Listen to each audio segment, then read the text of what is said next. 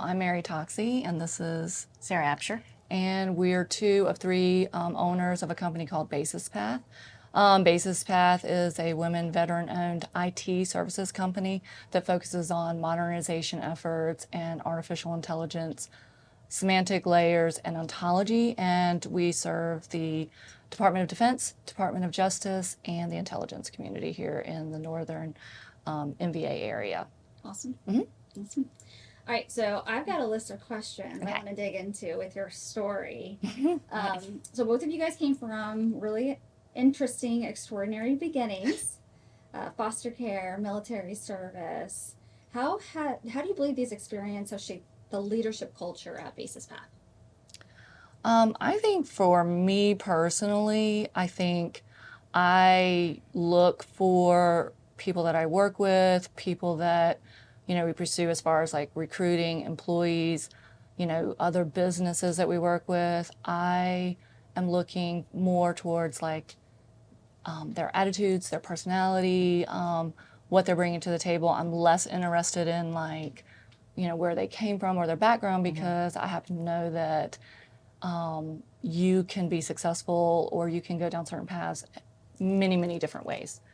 There isn't just one straight path to success or doing something that you really love. And that's part of what we do. So we love what we do. So that's super key. So we're like, seek out those people that also love what they do as well. But like I said, the key thing is that we don't judge a book by its cover. Yeah, you don't have to take the traditional path. You don't have to go straight to college out of high school type of thing where people think that that's the way that you get to success, right? I mean, I personally made my way through college as a single working mother. So it's one of those things that, we take people from different backgrounds, different perspectives. I think that's really key. You don't have to just get someone straight out of college. They don't have to be from some sort of Ivy League school or any of that kind of thing, Nope. Can you just touch on your story a little bit? Like fill in the gaps there of like. Well, so Sarah and I are sisters, but we're also triplets.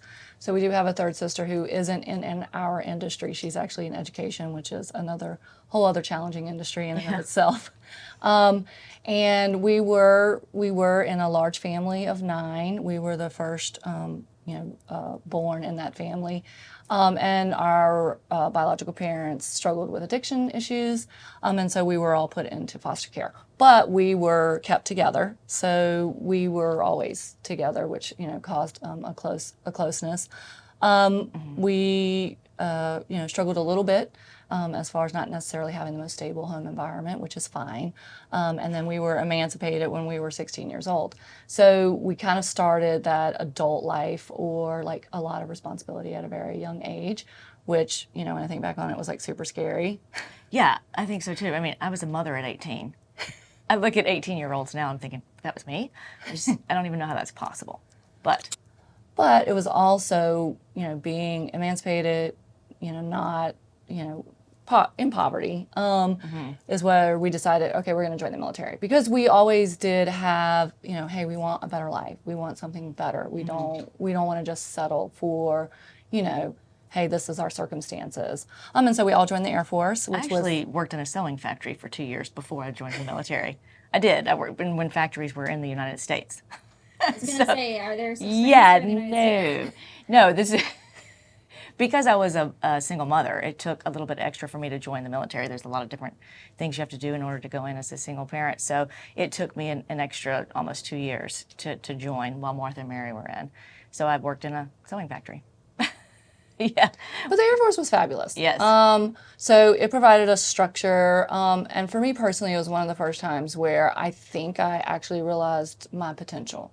So prior to that, it was really a lot of like, just kind of making it, getting through high school, graduating. And then you get into the military and they teach you leadership skills immediately. So that is one of the things about, I feel like we're advertising the United States military, but they will take young people and they will give a lot of responsibility to those young people. And so you learn leadership skills, and then all of your needs are taken care of. Yeah, so your basic needs are taken care of. And then you are trained, and specifically the Air Force is more academic and more technical in the fields that they offer. And so it was a wonderful, wonderful experience. You get to go and travel the world, and you meet so many other people. And it does expand your view of life. So now today, people have the internet. It's much more prevalent. When we went in, and we were in rural Virginia, we weren't exposed to a lot. That was huge for us. And like I said, I think that was when I was like, oh, hey, wait a second, like, I might be kind of smart. I mean, it taught me Maybe. how to go to college. I had no idea really how to go to college No. until I was joined the military, and they had an education center, and I thought that the clouds had opened and the sun was shining this ray on top of the building. There was like education center, so it was huge. The military is what got us through our master's degrees. Yes. Oh, wow. Yeah. Yep. All right, let's tie it into founding your company. So, when was the moment that you realized that you wanted to build something of your own and not just succeed militarily wise, going down that route and that path? So I got out of the military first after 10 years. I had a daughter as well. And while the military is wonderful, it is strenuous on families. And you do a lot of deployments and a lot of time away from your children. And so at that point, which is a very crucial point, it's the 10-year mark, I decided that I would get out of the military. Sarah got out shortly after, and then we moved to the DMV area. I was a SIGINT intelligence analyst, so that type of work is in this area. I had been stationed at the Fort Meade area, so I was familiar, and so that's why I chose this location. I immediately got a job with Lockheed Martin out of the military, and at the time, I was just kind of like posting for jobs, and I didn't really know. I was kind of like going to take any job, and it was the first time I was introduced to the IT field. Sarah did IT in the military, so she was already familiar with that. And then, so we worked for the bigs. What company did you work for? Well, I started originally? with Lockheed. Oh, yeah, that's right. Yeah. Yeah, okay. And then I went to SAIC, which I loved. The SAIC was great. They were good to me. Yeah, Then. so learned a lot from both of those companies, like a lot. And then when sequestration happened, which was when the government decided to do a broad 10% cut of the defense industry, a lot of things changed at those big companies. And so we decided to go work for a small company because they can typically offer a higher salary. And we had an okay experience with that. And that is where I met our third partner, Joseph Ponce. Who I was working with already at the time and had already, he was already a friend of mine, a colleague of mine. And so we all were working for this little teeny tiny small company. I think there was like 5 people total, including us. And it wasn't the best experience. And so then we thought to ourselves, okay, why don't we just take the jump and let's start our own company and let's learn from all of the things. So everything we learned from the military, everything that we've learned from the big companies, and then this not so great experience with a small company, and make it a company that we would want to work for. So that was our original purpose of starting the company, is to create a company that we would enjoy working for. And so that's kind of the origin story of Basis Path. I love it. So speaking of Basis Path, like what is the actual culture, the company, the business? What does that represent to you and your team? Well, we're definitely 100% employee focused. So we're driven to not just recruit people, but retain people. So we have everything from junior college hires to senior people that have been in the business for 20, 25 plus years. So for our junior folks, we really focus on their career development, which may be challenging for a small company, but I think that we've been very successful at providing development opportunities, training. And one of the things that we really care about from a growth perspective, we've grown steady. So we've been in business for 10 years. And we have about, like 52, 53 employees at this point. Was there opportunity for us to kind of blow up? Yes. But what we've decided to do is be very picky about the contracts that we go after. So it's work that we want to do, that we love to do, that we're passionate about. Then when we recruit those people, we're picky about what positions we want to place them in. Yeah, So we don't want people to be placed somewhere just because it's because their the resume seat. matches Yeah. the job position. we want them to be happy where they're working. Not Like that actually matters to us. And so we'll do that, and then we will work with the employees on career development, or maybe we've had a couple of employees that were working towards retirement. So we will work with them on that. The mid-level employees that we have, we want to also focus on their goals and work with them on that. So I believe really strongly that we have a kind of family-like culture, but one that's very focused on high performance. We really push that learning, and that you actually are happy and like your job. Because we found that obviously you're going to be more productive if you're happy, and you'll stay with the company if you're happy. Right. And then we'll be happy. Yeah. One of my questions is actually, what does it look like to be a part of Basis Path? How do you build a workplace where people feel seen, heard, and supported? But you guys answered that. What I'm hearing is essentially making sure that each individual team member's goals are being met through work. Yes.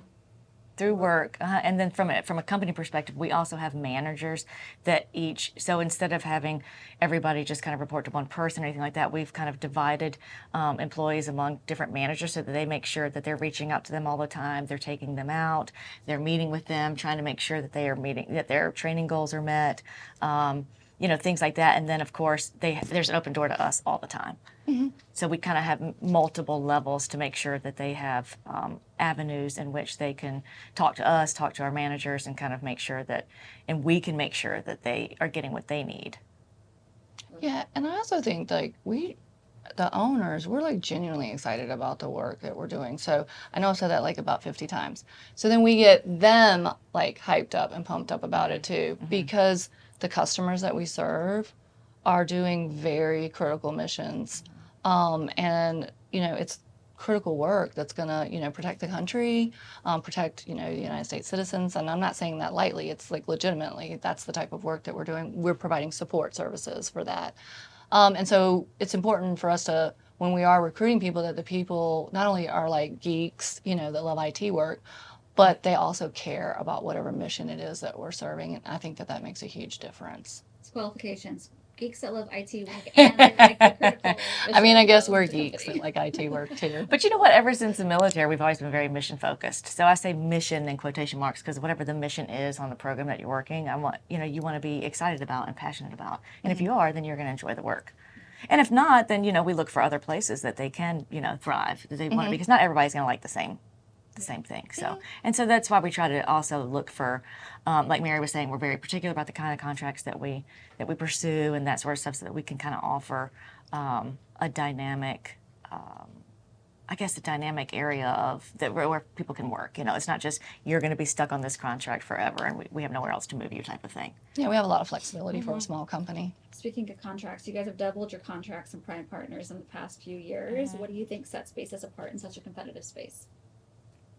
Well, we've been Networks. lucky, networks, and we've also, that is huge, you're right. Yeah. But we've also been lucky to hire some key people that have very specialized expertise. And then our ability to campaign and to advertise those skills and abilities. And then I have to circle back to our employees because we do push top performers. And I can confidently say that no matter where we go or whatever contract, whatever customer we support, whatever prime we support, we do have a reputation for top performers, reliability and top performers. Yeah, people are very much needed. They would be missed if they were not there type of thing. So we were speaking about mission and integrity. How do you keep a sense of mission and integrity while scaling a business in government and cybersecurity sectors? Slow. No, how do you keep the mission? No, well, I'm just saying it's about being steady, right? So, again, you could have the opportunity. So technically, in the DoD space, because we're women and veteran-owned, right? So there's a need for small businesses that are women and veteran-owned. It's kind of a quota that can be filled. So technically, you could be placed on any contract, right? So kind of circling back to what I'm saying is like where we care about the mission and integrity, that takes time. So it takes time in recruiting the right people. It takes time to make sure to foster that culture. It takes time in placing the right people in the right positions to make sure that you're in continuing that. So when I say slow, I mean taking your time in looking for the contracts and placing the people and applying solutions, things like that. I think you can very easily, and I've gotten myself where I've stopped myself, like getting a little bit like excited or anxious, or like we must hurry, we have to act fast, we have to do this, and I always take a step back, because in the end, it's better. I mean, not to sound super cliche, but slow and steady, right, wins the race, and that is, for me, a key component of it is just kind of like taking a step back and making sure that we're doing everything right. I don't know if there's anything. Yeah, that's you true. want I to mean, add. there's never a need to rush or to try to be super competitive. There's plenty of work. I mean, there's just plenty of So, work. Sarah, when we first moved up to this area, and obviously, we were kind of struggling a little bit just coming out of the military, and she found a mechanic Oh, up you're in the. tell my mechanic I'm story. telling you, it's like this is the story I use this all the time. And he said the great. So Yeah. we went there. We had some car trouble, and I know for me specifically, he could have easily charged me a ton and made me replace the parts. I didn't know any better. I'm really young, and he's like, well, there's a recall on your vehicle, so technically you should go to the dealership and it'll be free, and this, that, and the other. And then she had asked him, like, what, and we'd had that experience with him a couple of times, and he had said, well, and Sarah was like, well, most mechanics are, apologies to mechanics out there, but do have a reputation for kind of like ripping you off. And he had said, well, there's too much honest work out there to be dishonest. That has stuck with me. Always stayed with that. And I use that phrase all the time. It's too much, work out there, too much. Shout out to Marty. Yes. To be dishonest. Yeah. Or, again, to kind of be slime bally or rushing or to put. Stabbing colleagues in the back, that sort of thing. We're not into. Because when you have that competitive feeling, you have to be able to hone in on it and actually, use it to move forward. Because I think you can be competitive and then it almost is backfires on you, I believe. We've actually helped lots of people start their own companies. Mm-hmm. That's interesting. Yeah. And do you think that has anything to do with you two both being female, or you think that's just my next question is, you built a majority female-owned tech company in a traditionally male-dominated field. What advice do you have for other women looking to break through in IT or cybersecurity? What I'm hearing from you two, just so you know, in all of our conversations we've had with this type of stuff doesn't come up. I haven't heard too many of our male podcast guests in similar roles as you two really touch on that. There's more than enough. There's so much, yeah.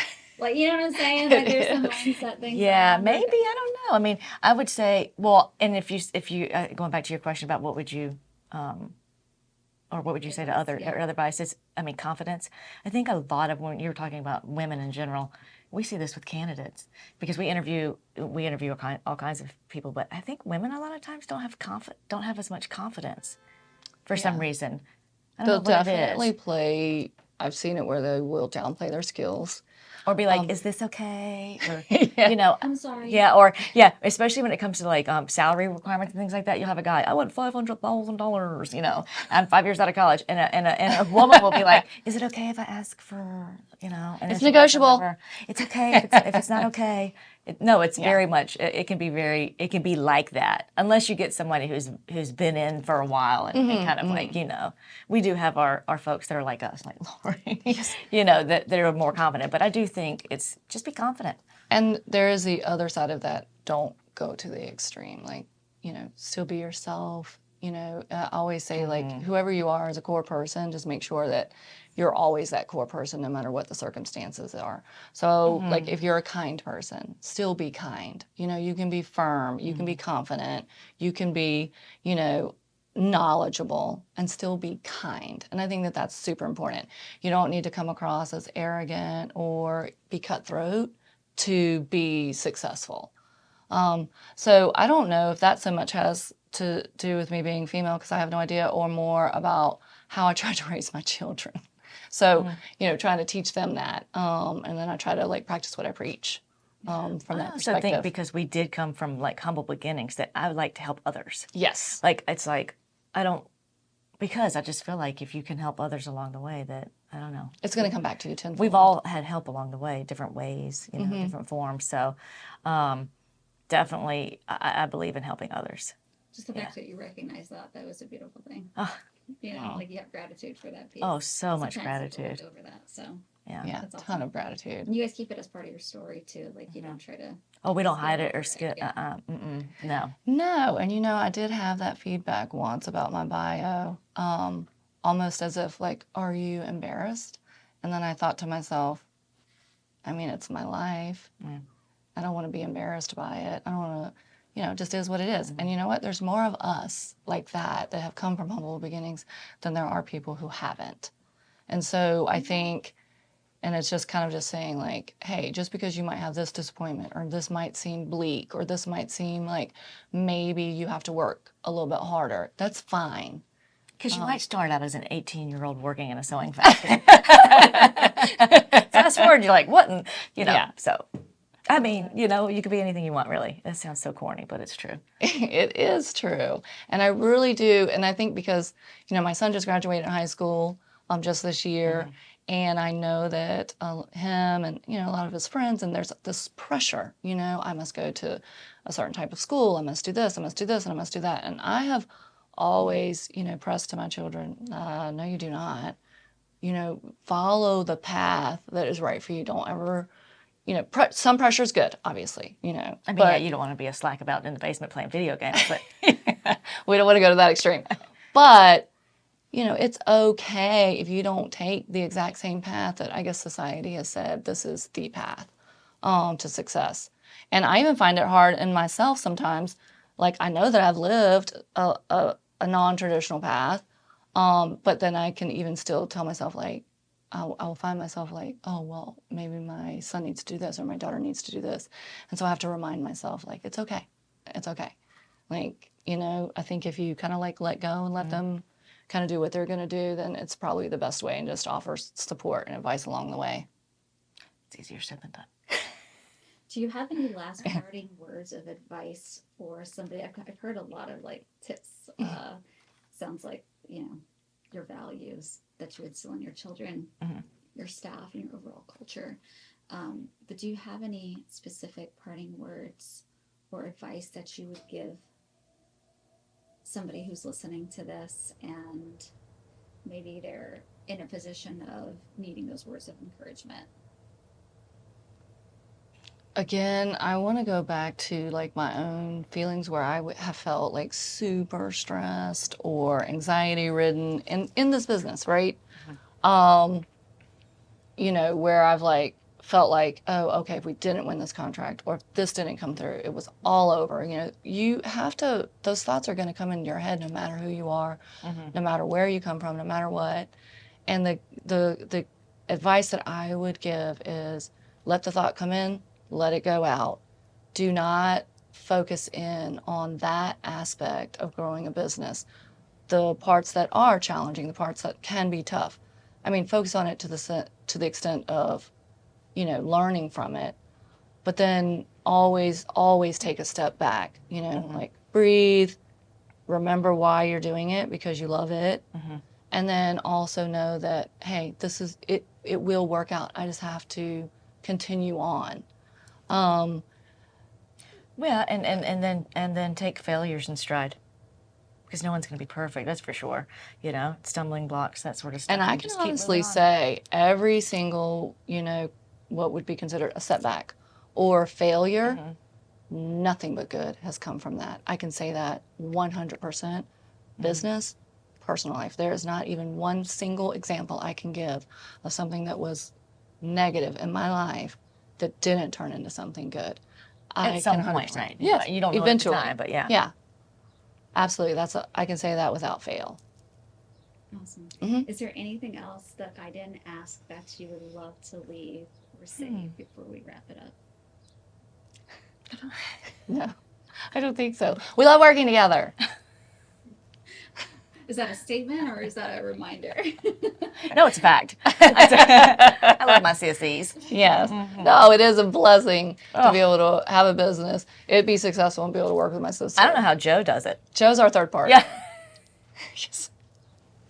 He loves us, though. Yes, he does. And people do. He likes to hear that. Oh, well, he will love us. No, I'm just kidding. No.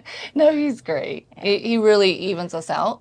And so God, that yeah. we wouldn't be able to be as successful. We didn't have him to balance us out, that's for sure. Yeah. That's amazing. Oh, well, I guess that would be the one last thing. partner, partner, partner. I think that's Oh, that is super key. Which is crazy because I've heard a lot of the opposite. What? Don't bring on partners. So What? give me your, You have to have hot the take. right partners. You have to have people that like to do the things you hate. They complement you. You have to compliment. You So can't that it just, balances, and that would be in kind of personality, Mm-hmm. drive, and the things that you like. And then if you can come, and then when you come together, Mm-hmm. so then you're not all super stressed because we have if such a friendship. I'm telling you, the partnership that the three of us have is like a true friend. Besides, Mary's my sister, Yeah. obviously. But with Joe, I mean, we have such a friendship. Mm-hmm. I mean, we've argued, we've, gone through life experiences together and that sort of stuff. So I think I would say you should partner, but it has to be the right partner, and everybody has to be in it for the right the right reasons. reasons together. And So if everybody you- has to do equal. If you establish that at the beginning, like, hey, we Yeah. value these things, Yeah. you're gonna be good. I think so. Yeah, I think what happens if people just like partner with someone and they feel like they're doing more work than the other, that kind of thing. It's just like anything else in life. When you're in college and you have to do that group project and you're the only one doing the work and you've got somebody else that's saying they can't do it and you're the editor, God knows you always end up being the editor. And you know what I'm talking about, then you hate your group and you all get A's and the people that didn't do the work still got the A's. Similar thing. If you have partners that aren't doing the same, that aren't doing as much, I think that resentment builds up and that sort of stuff. So I would think if you don't have a partner, I don't know how you could do it all. I don't know how you could do it either. There's no way. So yeah, Not again, really well, anyway. yeah, I don't think so. I love it. Thank you both Yeah, so thank much you. for being Thank on you. the podcast, sharing your words of wisdom. Such an honor to talk to both of you. Oh, Okay, great. thank Thank you. you.